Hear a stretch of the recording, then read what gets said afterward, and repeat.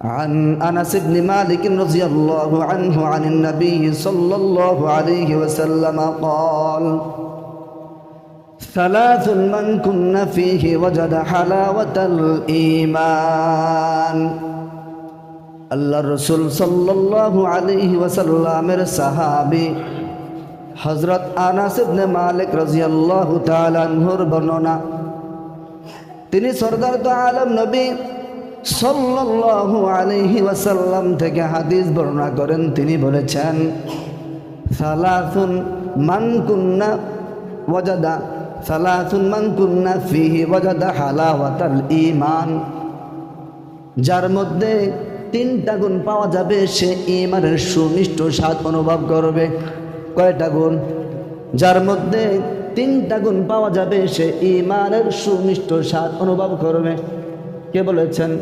আল্লাহ রসুল সাল্লাল্লাহু আলাইহি ওয়াসাল্লাম বলেছেন, সাহাবী শ্রবণ করেছেন, শ্রবণ করিয়া আমাদের মাঝে হাদিস পৌঁছায়া দিয়েছেন।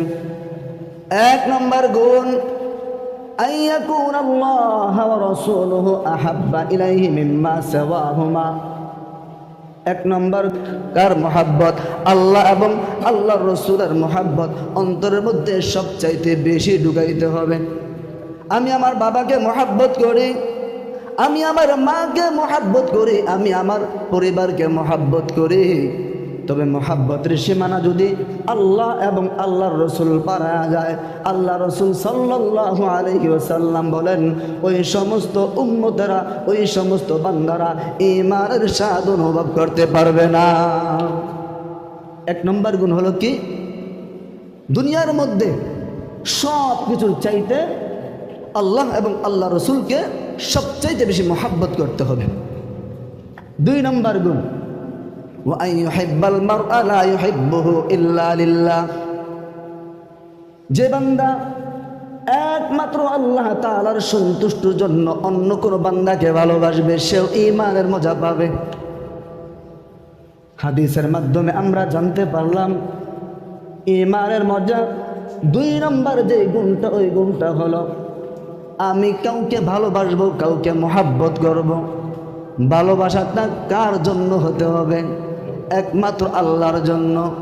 আমি আমার পরিবারকে ভালোবাসি, ভালোবাসাটা রেজায়ে মাওলার জন্য হতে হবে, আল্লাহ পাক রব্বুল আলামিনের জন্য হতে হবে। আমি আমার বাবা মাকে ভালোবাসি, আমি একজন মুসলমান ভাইকে ভালোবাসি, ভালোবাসাটা তাও কার জন্য হতে হবে? আল্লাহর জন্য হতে হবে। আমার ভালোবাসাটা যদি আল্লাহর জন্য হয়, তাহলে আমি ঘর থেকে বের হইলাম নামাজ পড়ার জন্য, আমি ঘর থেকে বের হইলাম জিহাদ করার জন্য, আমি ঘর থেকে বের হইলাম ইসলামের পক্ষে সংগ্রাম করার জন্য। আমার মা বলল বাবা যায়ও না, আমার ফ্যামিলির কেউ বলল বাবা যায়ও না। আমার ভিতরে যদি আল্লাহ আল্লাহর রসুলের মুহাব্বত থাকে, ভালোবাসা থাকে, আমি দুনিয়ার সব কথাকে উপেক্ষা করে একমাত্র আল্লাহ পাক রব্বুল আলামিনের দরবারে হাজিরা দেওয়ার জন্য প্রস্তুত হয়ে যাব। ঠিক কিনা জোরে বলুন। এজন্য কাউকে মহাব্বত করতে গেলেও আল্লাহর জন্য করতে হবে, কাউকে ভালোবাসা দিতে গেলে আল্লাহর জন্য করতে হবে, আল্লাহর জন্য দিতে হবে। কাউকে ঘৃণা করতে গেলেও তাও আল্লাহর জন্যই করতে হবে, নিজের স্বার্থের জন্য যাতে না হয়। আমার সাথে লেনদেন আছে, আমার সাথে ঝগড়া আছে, আমি জন্য তাকে মহাব্বত করি না, না। আমার অমহাব্বত, আমার মহাব্বত উভয়টা হতে হবে কার জন্য? আল্লাহর জন্য। ঈমানের স্বাদ অনুভব করার যে তিন নম্বর গুণটা, আল্লাহ রসুল সাল্লাল্লাহু আলাইহি ওয়াসাল্লামের সাহাবী হযরত আনাস ইবনে মালিক রাদিয়াল্লাহু তাআলা আনহু বলেন, ওয়া আইয়াকরাহা আইয়াউদা ফিল কুফরি। তিন নম্বর গুণের মধ্যে সাহাবী বলতেছেন, তিন নম্বর গুণটা সে কুফরের মধ্যে পুনরায় ফিরে যাওয়াকে এমনইভাবে অপছন্দ করে, কামা ইয়াকরাহু আইয়ুকযাফা ফিন্নার, যেমনিভাবে আগুনে নিক্ষিপ্ত হওয়াকে অপছন্দ করে। বান্দা ইসলাম ধর্ম গ্রহণ করলো, কিংবা বাপ দাদার সূত্রে বান্দা ইসলাম ধর্মের মধ্যে আবর্তন করলো, বান্দা ইসলাম ধর্মের মধ্যে জন্মগ্রহণ করলো, কিংবা বান্দা আগে ভিন্ন ধর্মের মধ্যে ছিল, এখন মুসলমান ধর্মের মধ্যে প্রবিষ্ট হলেন। এবার বান্দা আপনাদের কাছে আমার একটা প্রশ্ন, আপনারা বলেন তো দেখি, একটা মানুষ তার চোখের সামনে জ্বলন্ত আগুন জ্বলতেছে, সে বুঝে শুনে কি আগুনে লাফ দেওয়াকে পছন্দ করবে নাকি অপছন্দ করবে?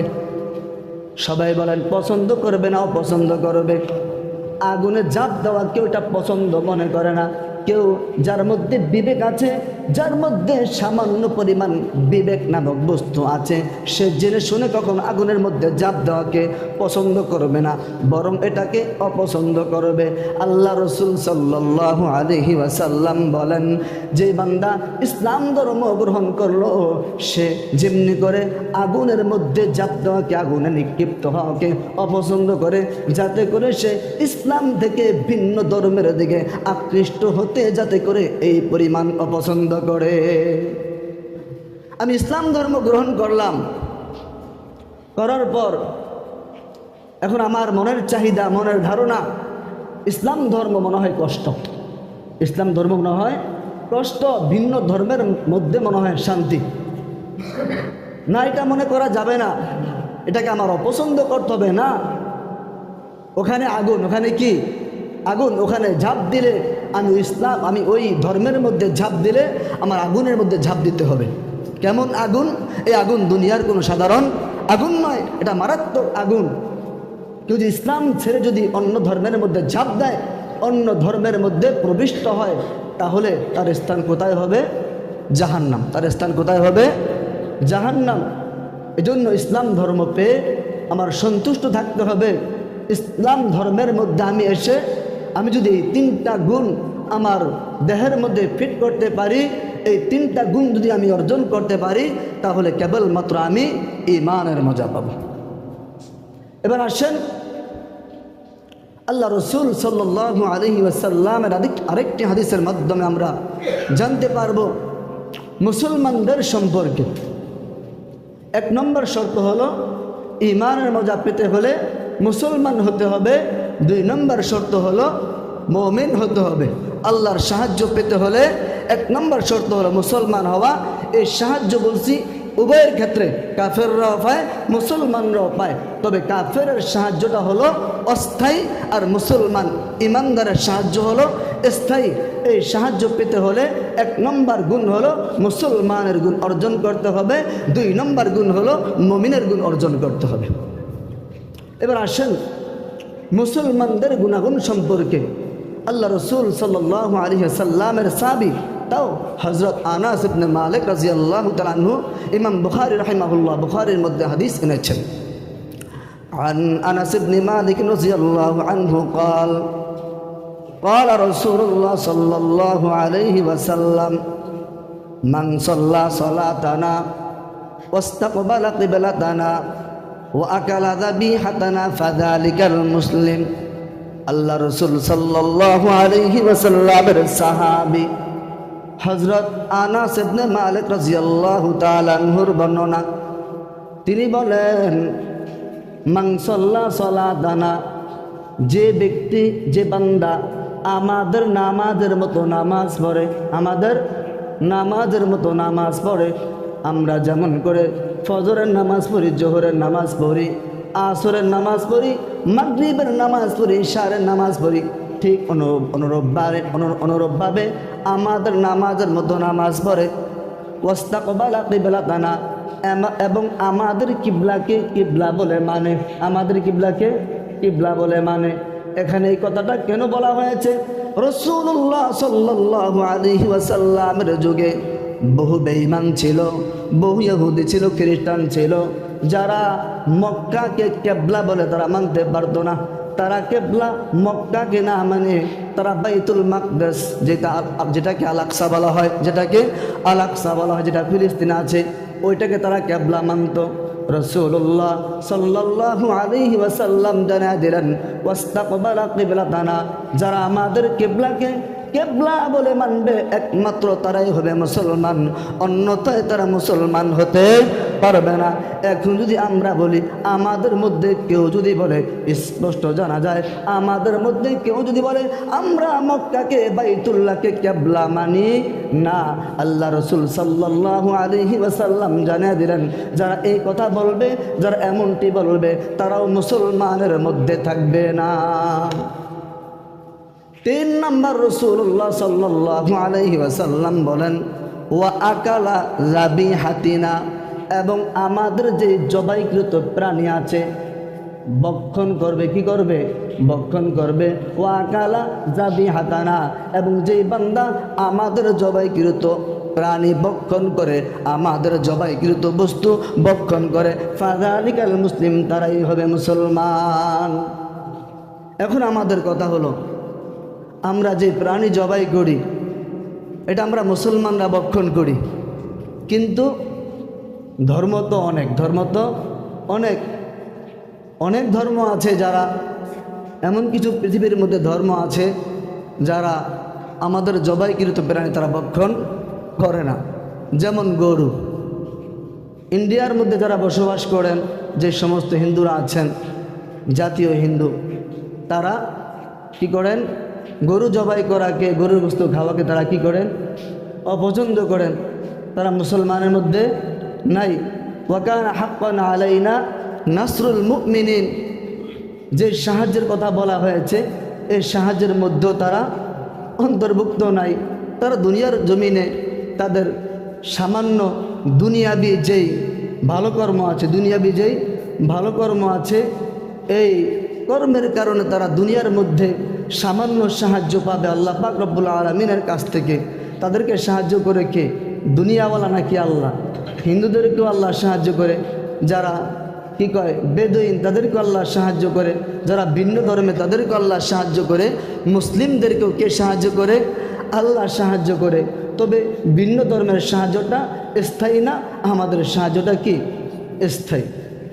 হাদিসের পরের অংশে আল্লাহ রসুল সাল্লাল্লাহু আলাইহি ওয়াসাল্লাম বলেন, আল্লাযী যিম্মাতুল্লাহি ওয়া যিম্মাতু রাসূলিহি, যারা এই 3টা কাজকে করবে, যারা এই 3টা কাজকে মেনে নেবে, আমাদের নামাজের মতো নামাজ পড়বে, আমাদের কেবলাকে কেবলা বলে মেনে নেবে, আমাদের জবাইকৃত বস্তু ভক্ষণ করবে। দেখেন আল্লাহ রসুল কি বলতেছেন?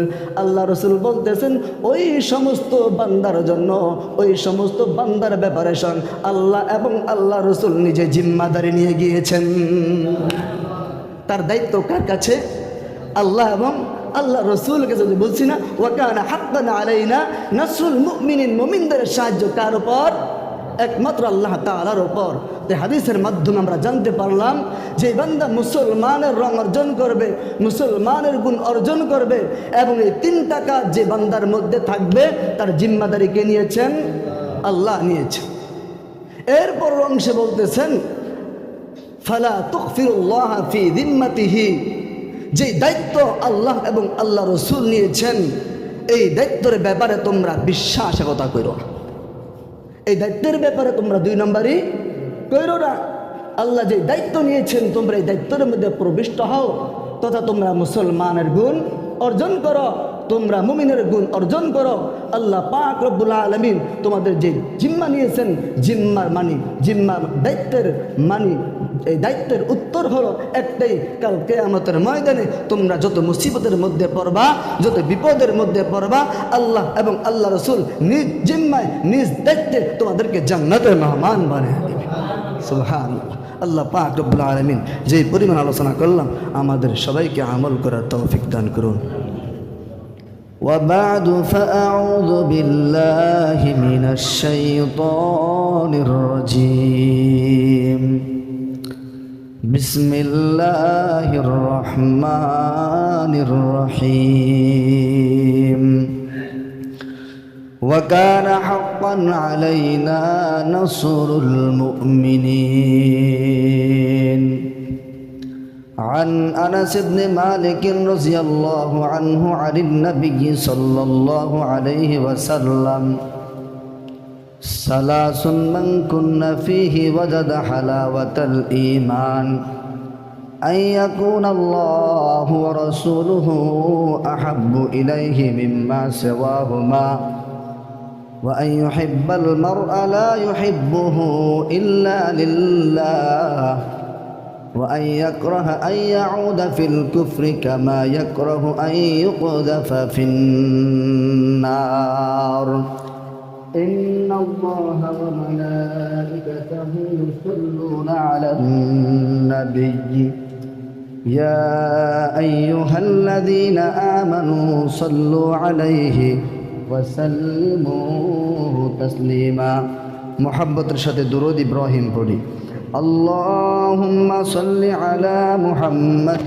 وعلى آل محمد كما صليت على إبراهيم وعلى آل إبراهيم إنك حميد مجيد اللهم بارك على محمد وعلى آل محمد كما باركت على إبراهيم وعلى آل إبراهيم إنك حميد مجيد بلغ العلا بكماله كشف الدجى بجماله حسنت جميع خصاله صلوا عليه وآله الحمد لله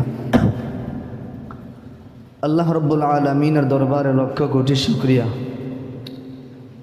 যে মহান রব্বুল আলামিন অতি দয়া করে মায়া করে পবিত্র দিন জুমার দিন জুমার নামাজ আদায়ের লক্ষ্যে আমাকে কিছু কথা বলার মতো আপনাদেরকে শ্রবণ করার মতো তৌফিক দান করেছেন এজন্য অন্তর থেকে শুকরিয়া আদায় করি আলহামদুলিল্লাহ আল্লাহ রব্বুল আলামিন আমাদেরকে দুনিয়ার জমিনে প্রেরণ করেছেন সকলকে নিষ্পাপ হিসাবে কি হিসাবে প্রেরণ করেছেন নিষ্পাপ হিসাবে আমরা যেদিন দুনিয়ার জমিনে আগমন করেছি ওই দিন আমরা গুনাহমুক্ত জিন্দেগি পেয়েছি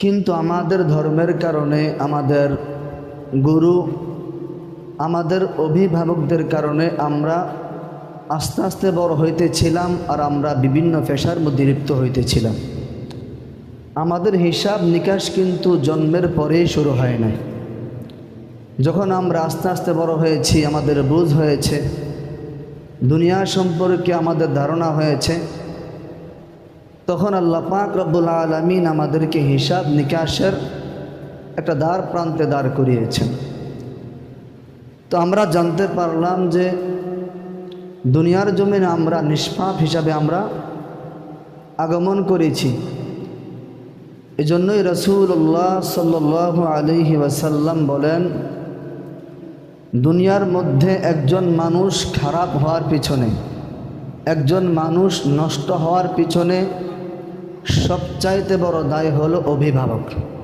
সবচাইতে বড় দায়কে অভিভাবক সন্তান আমার কাছ থেকে যা শিখবে সে বড় হয়ে তাই করবে আমি ছোটকালে সন্তানকে যদি ঈমান শিক্ষা দান করি ছোটকালে সন্তানকে যদি ঈমান শিক্ষা দান করি তাহলে সন্তান বড় হয়ে ঈমানের জিকির করবে কার জিকির করবে ঈমানের জিকির করবে আর যদি ছোটকালে আমি সন্তানকে হিন্দি গানের গায়ক বানাই আমি গানের দিকে আকৃষ্ট করি দুনিয়ার নাপাক বস্তুর দিকে আকৃষ্ট করি আল্লাহ এবং রসুলের পবিত্র বস্তু থেকে দূরে সরিয়ে রাখি তাহলে সন্তান ওই দিকেই ছুটবে নাপাকের দিকেই ছুটবে সন্তান পবিত্রতার দিকে আসবে না এজন্য সন্তান খারাপ হওয়ার পিছনে দায় কার মুরব্বীদের অভিভাবকদের কাদের দায় অভিভাবকদের দায় সন্তান বড় হয়ে বাবা মার কথা শোনে না মুরব্বীদের কথা শোনে না সামনে চুল বড় রাখে চলাফেরা ঠিক নাই সৌন্দর্য নাই কারণ ছোটকালে শিক্ষা আমার কাছ থেকে পায় নাই যদি পাইতো তাহলে সন্তান খারাপ হতো না এই জন্য 1 নম্বর কাজ হলো সন্তানকে ঈমান শিক্ষা দেওয়া। কি দেওয়া? ঈমান শিক্ষা দেওয়া। ছোটোকালে সন্তান ঈমান শিক্ষা পেলে তার সারাটা জীবন মৌতের আগ পর্যন্ত সে ঈমান নিয়েই থাকবে। আর ঈমান নিয়ে থাকলে কি ফায়দা, আমি আপনাদের সম্মুখে কালামুল্লাহ শরীফ থেকে ছোট্ট একখানা আয়াতে কারিমার অংশ পাঠ করেছি। আল্লাহ রাব্বুল আলামিন এই আয়াতের মধ্যে বলেন, ওয়া কানা হাক্কান আলাইনা নাসরুল মুমিনিন। যারা ছোটকালে ঈমান শিক্ষা পেয়ে ঈমানের উপর অটল ছিল, কি ছিল? অটল ছিল, অবিচল ছিল। আল্লাহ পাক কালামুল্লাহ শরীফের মাধ্যমে জানায় দেয়, ওয়া কানা হাক্কান আলাইনা নাসরুল মুমিনিন। আল্লাহ রাব্বুল আলামিন ওই সমস্ত মুমিন বান্দাদেরকে জানায় দেয়, তোমাদের ওপর আল্লাহ পাক রব্বুল আলামিনের সাহায্য ওয়াজিব হয়ে যায়। কি জানতে পারলাম? যদি আমি আমার জীবনটা ঈমানের ওপর রাখি, মুমিনের উপরে অবিচল রাখি, আমার সাহায্যের জিম্মাদার কে নিয়েছেন? আল্লাহ নিয়েছেন। এখানে কথা হলো আমার সাহায্য তো আল্লাহ করবেন আমি মুমিন হওয়ার কারণে, কিন্তু যারা মুমিন না, গায়ের মুমিন, তাদের সাহায্য কি আল্লাহ করবে না? করে না? করে না? আল্লাহ ঈমানদারদেরকেও সাহায্য করে, আবার বেঈমানদেরকেও সাহায্য করে। তবে সাহায্যের ধরন আলাদা, সাহায্যের ধরন আলাদা। মুমিন বান্দাও সাহায্য পায়, বেঈমানও সাহায্য পায়, কিন্তু এখানে তো আমরা কোনো ব্যবধান দেখতেছি না। কিন্তু আল্লাহর রাসূল বলে, হ্যাঁ অনেক ব্যবধান, অনেক ব্যবধান। ব্যবধানটা হলো কি? বেঈমানের সাহায্য হলো ক্ষণস্থায়ী, বেঈমানের সাহায্য হলো ক্ষণস্থায়ী। বেঈমান ভালো কাজ করে, আবার খারাপও কাজ করে। বেঈমানের মধ্যে ভালো কাজ নাই, ভালো কাজও আছে। ভালো কাজ কি? তারা পরিবারের খোঁজখবর নেয়, তারা পরিবারকে কিছু দেয়, এটা ভালো কাজ না? অনেক ভালো কাজ আছে। খারাপ কাজ কি? তারা আল্লাহ এবং আল্লাহ রসুলকে মানে না, এটা তাদের কি কাজ? খারাপ কাজ। মানুষ বেঈমান হলেই যে তাদের সব কর্ম খারাপ, বিষয়টা তেমন না। হিন্দু ধর্মের মধ্যে ভালো মানুষ নাই, কিন্তু তারা জান্নাতে যাবে না কেন? তাদের মধ্যে মূল বস্তু নাই, মূল যেই পবিত্রতার বস্তু, ওই বস্তু তাদের মধ্যে নাই। এই জন্য তারা যেহেতু ভালো কাজ করে, ভালো কাজের বিনিময় আল্লাহ পাক রব্বুল আলামিন তাদেরকে সাহায্য করে। তবে ওই যে ঈমান নামক পবিত্র বস্তু যে তাদের মধ্যে নাই, ঈমান নামক পবিত্র হাতিয়ার যে তাদের ভিতরে নাই, এই জন্য তাদের সাহায্যটা স্থায়ী না, তাদের সাহায্যটা হলো অস্থায়ী। তাদের সাহায্য কি? অস্থায়ী। কিন্তু আল্লাহ সুবহানাহু ওয়া তাআলা ঈমানদারদেরকে যে সাহায্যের কথা বলেছেন, যেই দানের কথা বলেছেন, এই দানটা, এই সাহায্যটা হলো স্থায়ী। কেমন স্থায়ী? দুনিয়ার মধ্যে মুমিন বান্দা চলাফেরা করবে, বিপদে পড়ে গেলে মুমিন বান্দা কাকে স্মরণ করবে? আল্লাহকে স্মরণ করবে। আল্লাহ পাক রব্বুল আলামিন তার সাহায্যের ঢাল হিসাবে দাঁড়িয়ে যাবেন। মুমিন বান্দা দুনিয়ার সফর শেষ করে আল্লাহ পাক রব্বুল আলামিনের দরবারে চলে যাবে। আল্লাহ পাক রব্বুল আলামিনের দরবারে চলে যাওয়ার পর ওখানেও বান্দা পেরেশানির মধ্যে পড়বে, ওখানেও বান্দা ঝামেলার মধ্যে পড়বে। ওখানে বান্দা ঝামেলার মধ্যে পড়লে ওখানেও আল্লাহ সুবহানাহু ওয়া তাআলা বান্দাকে আল্লাহ পাক রব্বুল আলামিনের কাবিলিয়াতে, কুদরতের সাহায্যের মাধ্যমে বান্দাকে নাজাতের ব্যবস্থা করে দেবে। এজন্য মূল কথা হলো মুমিনের সাহায্যের ধারা স্থায়ী, আর বেঈমান গায়রে মুমিন তাদের সাহায্যের ধারা অস্থায়ী। তাদের সাহায্যের ধারা দুনিয়ার মধ্যেই শেষ। এজন্য মূল আলোচনা এবং আয়াতের মাধ্যমে আমরা জানতে পারলাম আমাদের ঈমান আনা কি আবশ্যক। আমাদের রং ঈমানি রং করতে হবে, আমাদের চলাফেরা ঈমানি হালাতের মধ্যে রাখতে হবে। এখন আমি ঈমান আনয়ন করেছি, ঈমান অনুযায়ী চলাফেরা করি, মুসলমানও হয়েছি। আল্লাহ পাক রব্বুল আলামিনের সাহায্য পেতে হলে দুইটি হাতিয়ার লাগবে। কয়টি হাতিয়ার? 1 নম্বর মুমিনের গুণ অর্জন করতে হবে, 2 নম্বর মুসলমানের গুণ অর্জন করতে হবে। মুসলমানের গুণ অর্জন করতে হবে। এই মুসলমানের গুণ অর্জন করার পর আমি মুমিন হইলাম, কিন্তু এরপর ঈমানের মজা পাই না, এরপর ঈমানের স্বাদ আমি পাই না। তার কারণ কি? রসুল আরবি সাল্লাল্লাহু আলাইহি ওয়াসাল্লামের বিখ্যাত সাহাবী হযরত আনাস ইবনে মালিক রাদিয়াল্লাহু তাআলা আনহু, ইমাম বুখারী রাহিমাহুল্লাহ বুখারী শরীফের মধ্যে হাদিস এনেছেন। عن أنس بن مالك رضي الله عنه عن النبي صلى الله عليه وسلم قال: 3 من كن فيه وجد حلاوة الإيمان। আল্লাহ রসুল সাল্লাল্লাহু আলাইহি ওয়াসাল্লামের সাহাবী হযরত আনাস ইবনে মালিক রাদিয়াল্লাহু তাআলা আনহুর বর্ণনা। তিনি সরদার দু আলম নবী সাল্লাল্লাহু আলাইহি ওয়াসাল্লাম থেকে হাদিস বর্ণনা করেন। তিনি বলেছেন, 3 মান কুন্না ওয়াজাদা 3 মান কুন্না ফিহি ওয়াজাদা হালাওয়াতাল ঈমান। যার মধ্যে 3টা গুণ পাওয়া যাবে, সে ঈমানের সুমিষ্ট স্বাদ অনুভব করবে। কয়টা গুণ? যার মধ্যে 3টা গুণ পাওয়া যাবে, সে ঈমানের সুমিষ্ট স্বাদ অনুভব করবে। কে বলেছেন?